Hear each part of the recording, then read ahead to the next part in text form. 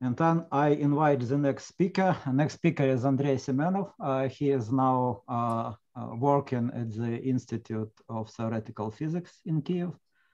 Please, Andrii. So can you see my presentation? Yes.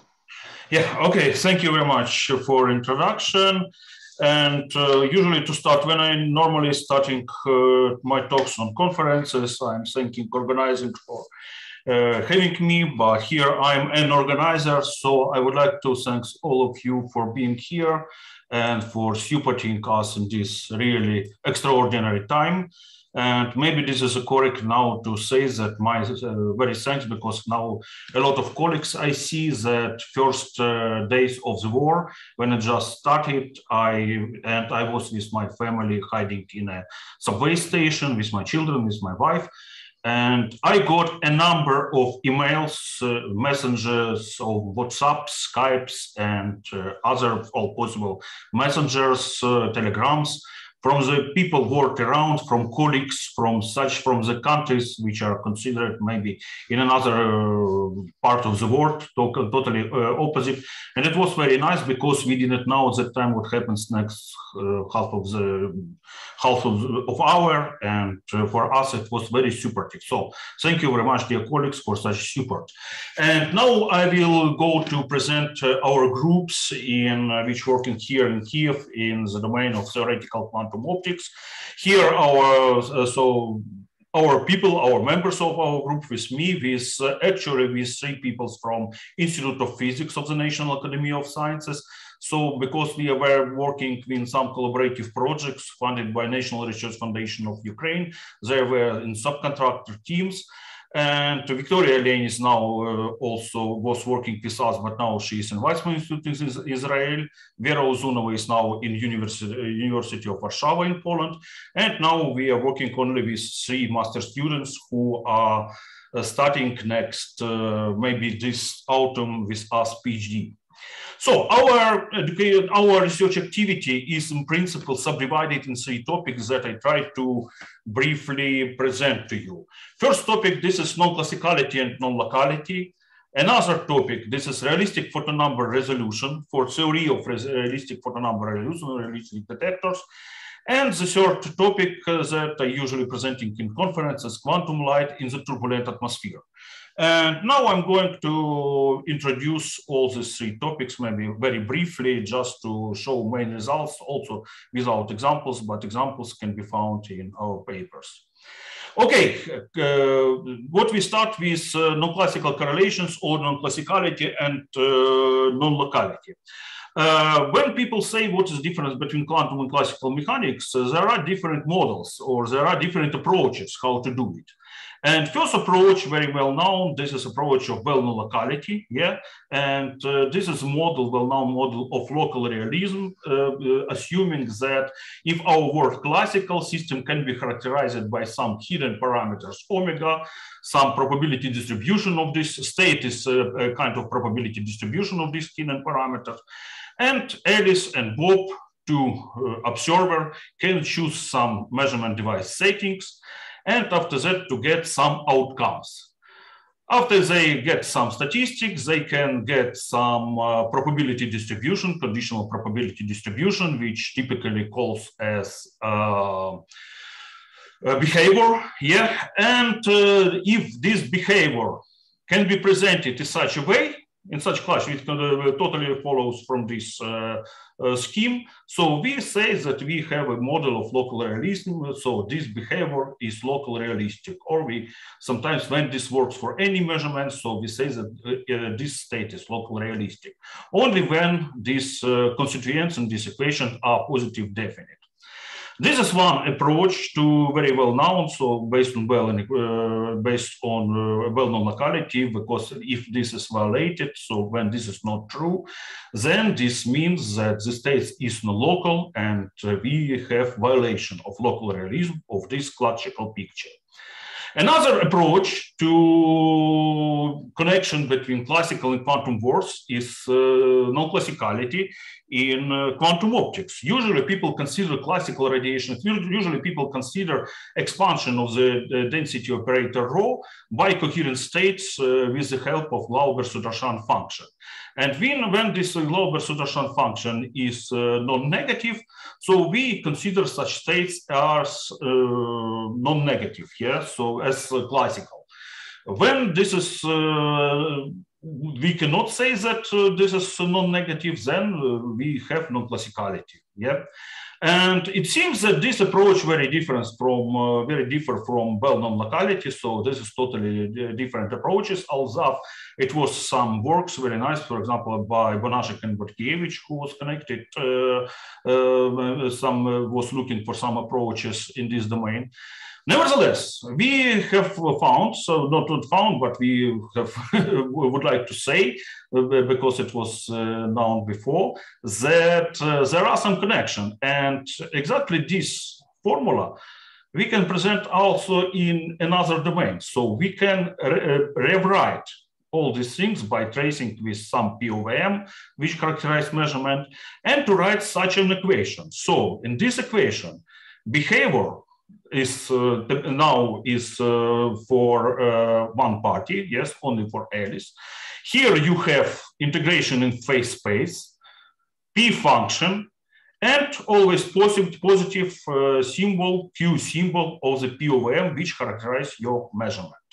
So now you can see that concepts are very similar. So if this function is positive, this means that measurement outcomes can always be modeled in some classical models. When this is not positive, at least these classical models with such POVM does not work.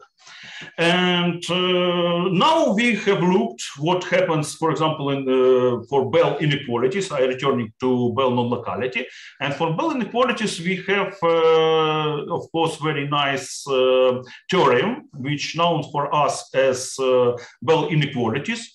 And in the most general form, we simply have found this most general form. So this is not exactly our finding, but our writing of this theorem, yeah. And if there exists such rho from omega and this function, so response function of the device, then for any lambda, yeah, which are function from measurement outcomes and the device settings, such inequality should be satisfied. And here, yeah, it's a mean value of this lambda, yeah, which can be easily measured in experiment. Right-hand side of this inequality, like in normal Bell inequality, does not depend on measurement device or on its properties. So this is device independent. And this is just a number. For example, for standard Bell CHS inequality, this is 2. And this is what you have. This is simply very general, the most general form for Bell inequalities.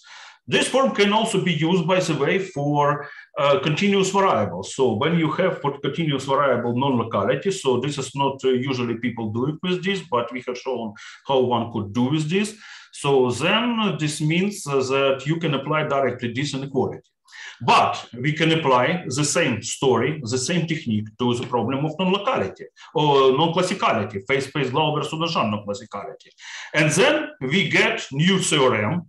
So left-hand side is exactly the same like it was, only for 1 degree of freedom. Here is, by the way, a mistake, because here should be a typo, should be, bet G should not be here. Yeah, this one only degrees. And here we have supremum from these things. And this is simply mean value of lambda for classical fields, which can independently be measured for classical radiation field for coherent states.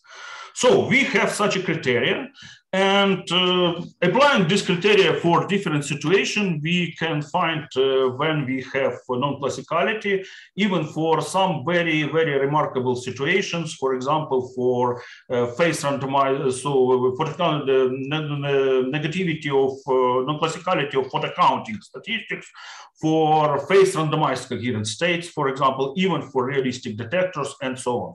So examples, we have tons of examples, they are actually considered here in these 2 papers. And I will not now, I will save time and not stop with these examples. And another part of the story, another part of our activity is theory of realistic photon detection. First of all, we would like to mention about so-called superconducting nanowire single photon detectors. That's a very nice photon detectors. Maybe I will mention only one property of this detector, that after you get a response from your photons, so click from absorbed photon, next time you cannot, there is that time during which you cannot measure photons at all. And after that, this ability to detect photons are smoothly restored. So this means that next pulse will depend on the previous pulse, yeah? And in order to, so when you calculate the number of pulses of photons in some time interval, in order to exclude effect, you should do here actually saying some time interruptions. And our task is to find this POVM in photon counting equation or in Born room for such a situation. We have done it. It looks like this.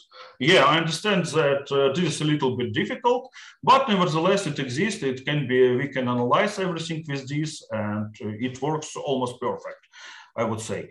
And the next story here is that people usually are not doing in realistic experiment these interruptions, yeah? So just to consider this time window, and after that next window start. This means that in photon counting statistic here in this time windows, that depends on photon counting statistics here. Yeah, not statistic, events, better to say. Events here depends on the events here.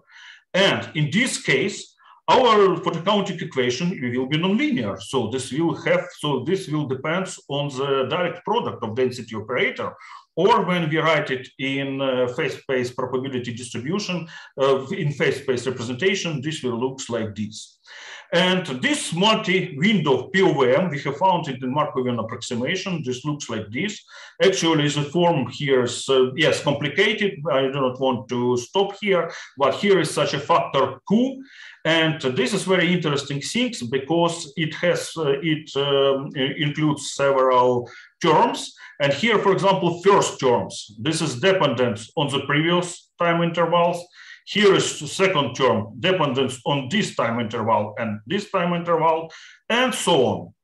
So we have such a process. Actually, we consider this in Markovian approximation, but also works. And I would like to say that for the counting statistic, when we check it for different quantum states, significantly different from what we consider with interruption, and significantly different from standard Mandel equation, standard photon counting formula. Okay, and our last activity is quantum light in the turbulent atmosphere. This is our activity starting when I was working in Rostock in the group of Professor Werner Vogel in 2009. Even earlier, we have published the paper. And in this paper, we have shown that for quantum states of light, which pass through the turbulent atmosphere, we can write such an input-output relations for the P function and the input and the P function of the output. And this input-output relations depends on the probability distribution of transmittance, which in principle is a very tricky situation, very tricky task to find. We have proposed actually 3 models for this PDT, for this probability distribution of transmittance. Beam bundling model, where we suppose that only beam bundling plays a role. After that, elliptic beam model, where we suppose that our beam is modified also like an elliptic beam in elliptic approximation. So shape of the beam is modified in elliptic approximation, and the model based of total probability. Now we continue this activity, and but what we are doing now with one of my students, Mikita Yurin, we are doing it now with numerical simulations. We are using advanced numeric techniques, obtaining all the story, confirming or disproving even some models, some analytical models. And we go further, so then maybe in the nearest future we will show, publish the paper about time coherence effects in this domain. So I think that in this activity we have a lot of things to do yet. And here is, let me consider some summary on our research activities. So first of all, this is Bell-like inequalities for non-classicality in quantum optics. Second, for detection theory for superconducting nanowire single photon detectors, and theory of atmospheric quantum channel. And also I have to mention maybe some our education activity. Our group is involved in giving lectures in 2 universities, in the Tarasovchenko National University of Kyiv at physics department. We giving 2 lecture courses actually. And in the Kyiv Academic University, we give courses from theoretical quantum optics, theory of quantum information, and advanced quantum mechanics. This means that quantum mechanics, why this is advanced, because this is advanced for people who has bachelor degree in engineering or in applied physics. So this is simply we giving for this students lectures for standard quantum mechanics, so trying to give them needed knowledge for working in modern quantum technologies. Just for standard quantum mechanics. Also, I would like to say that in Kyiv Academic University, this is politic of Professor Alexander Kardyuk, who is our chairman now. He is director of KAU, and they are open for from students for all universities. Normally, they are online, so all students from other universities can join it. When we have students from other countries, we can also do it in English. And for these times, we have prepared, for example, just to show that 12 master projects and 13 bachelor projects. Especially, I'm pleased to see that 2 of them are now in the group of Radim Filip, Olena Kovalenko and Maria Gumbarinze, my former master students. They are now, I understand, ready to defend their PhD. So thank you very much, Radim, also for a nice job, yes, with my former students. And our group have international collaboration. Here I have shown only present collaboration. This with Professor Boris Hagi. We are doing some things for the theory of realistic photon detection. Continue to work with Professor Werner Vogel, and he is active quite, and with non-classical correlations things. And this topic is also now with Professor Andrei Klimov from University of Guadalajara in Mexico. And with atmospheric sync, we actively collaborate with Martin Baumann from Quantum Technologies Laboratories GmbH in Austria. And last but not least, I would like to thank all my colleagues from the world around. And my colleagues in Rostock just asked me to make some advertisement. Maybe it does not work for students who is now in Ukraine, because students cannot go outside. But maybe for those students who is now in other European country and looking for some PhD position, mostly maybe for women, in the University of Rostock there is opened a number of PhD positions.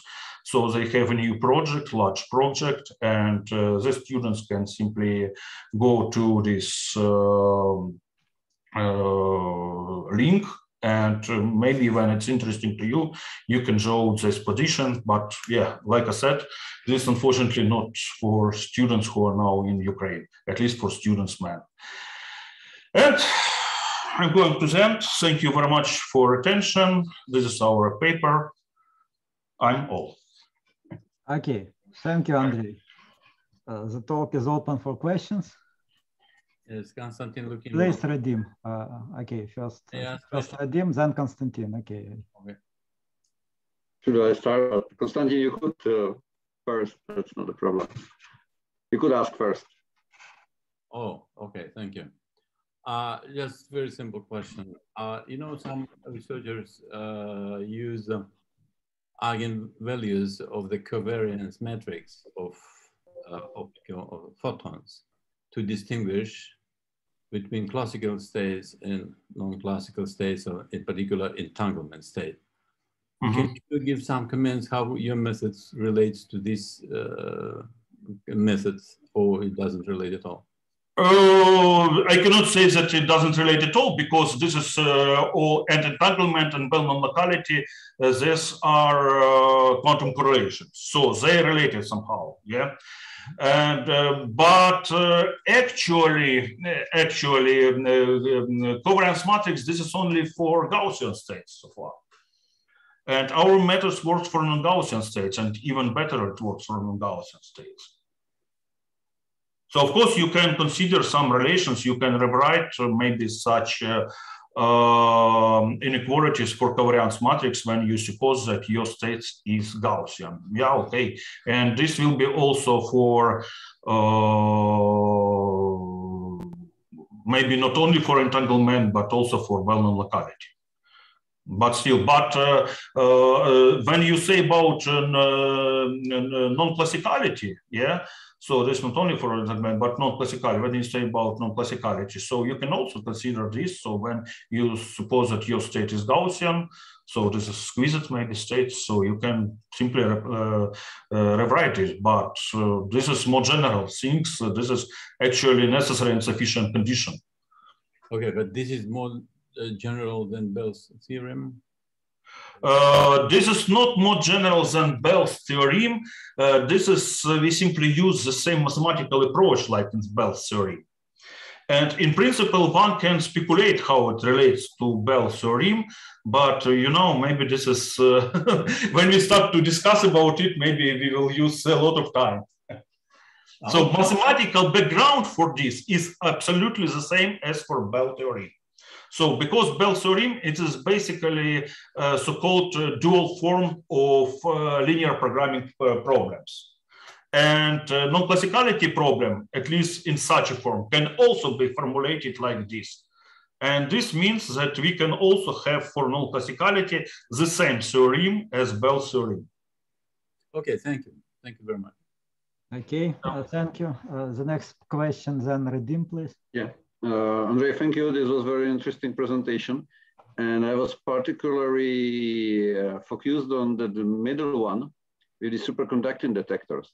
Like you mentioned that there are some nonlinearities, right? It means, yeah. Are they dangerous where we try, for example, to detect non-classical states? It means, could that happen that you send classical light to multiplex of these detectors and it looks like non-classical? Of course, it's very dangerous, because when you directly apply these statistics and try to calculate for even from coherent states and try to look, so you may get even sub-Poissonian statistics. But okay, in fact, your light is totally classical. Yeah. So one should consider another non-classicality detectors. Actually, we have presented methods based on these inequalities. And it works for such detectors. You should simply substitute here another POM. Okay, that's very useful information for us, because we, as I said, we pretty rely in the construction of this criteria on the knowledge of the detector. Yeah. And even if the detector is nonlinear, we have to take that seriously into account. Yeah, and what is even more important is that when you have, for example, this nonlinearity, so in order to fight with this, because this nonlinearity is very difficult to deal, yeah? Mm-hmm. But what is useful here is that you can use just in such a form, so not a density operator or P function, but you can use direct product of density operators, just a product of P function, consider it as a multi-mode state, and after that to apply criteria of non-classicality. Okay. To these large things, because here you have really dependence. So because something that happens in this time window simply affect you on this time window. Yeah. Okay, that's very important. I think we will exchange later more about this. Thanks a lot. Thank you. Okay, actually, I wanted to add about this a bit. So as far as I understand, this nonlinearity is just empiric model of the detector. Comes from empiric model of the detector, right? Not really empiric models. Here we have some empirical model, because we suggest that efficiency, so that or just only not empirical, but maybe from experiment. You have phenomenological things here that we suggest that after each pulse, your efficiency is 0, and after that is smoothly recovered. Yeah. So this is just so in principle, one could, I believe, to build a theory for this function. Actually, this function, there is such theory, but also a little bit, I would say, empirical maybe. So I don't have now here some references, but this reference exists, and it's easy to measure. Andrei, the question empirical, I called the red line. The red line which you take from experiment, you say. Red line from experiment, yeah. But you can also in experiment get this black line. But the question was the following. It may be too too complex, but the question was the following. Here is just there is no mechanism, no physical mechanism about it. But could you think or suggest some use of the squeezed light as a source of to distinguish some physical phenomenon, some symmetry of electron states or something like this? For squeezed states of light, we have calculated this in our paper. What happens for squeezed states of light, and statistic is different somehow, yeah. Yes, but for this I cannot suggest, because this is just you see, this effect is nothing to do to empirical. This is simply detector. Your detector is not totally restored during measurement time. Yeah, it's clear. So this is just, I would say, this is a technical problem. Yeah, I mean, not a physical. Yeah. This has nothing to do with superconducting. Yeah, I would say that this is even an engineering problem. Yes. Okay, thank you. We should move further. So thank you, Andrei. Yes, thank you for you.